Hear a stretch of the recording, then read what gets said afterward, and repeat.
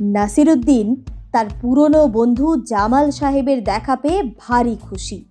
বললে, বন্ধু চলো পাড়া বেরিয়ে আসি। লোকজনের সঙ্গে দেখা করতে গেলে আমার এই মামুলি পোশাক চলবে না। বললে জামাল সাহেব। নাসিরুদ্দিন তাকে একটি বাহারের পোশাক ধার দিলে। প্রথম বাড়িতে গিয়ে নাসিরুদ্দিন গৃহকর্তাকে বললে, ইনি হলেন আমার বিশিষ্ট বন্ধু জামাল সাহেব। এর পোশাকটা আসলে আমার। দেখা সেরে বাইরে বেরিয়ে এসে জামাল সাহেব বিরক্ত হয়ে বললেন, তোমার কেমন তর আক্কেল হে? পোশাকটা যে তোমার সেটা কি না বললেই চলতো না? পরের বাড়িতে গিয়ে নাসিরুদ্দিন বললে, জামাল সাহেব আমার পুরনো বন্ধু।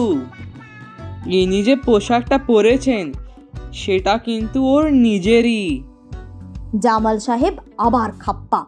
বাইরে বেরিয়ে এসে বললেন, মিথ্যে কথাটা কে বলতে বলেছিল তোমায়? কেন, তুমি যেমন চাইলে তেমনই তো বললাম। না, পোশাকের কথাটা না বললেই ভালো।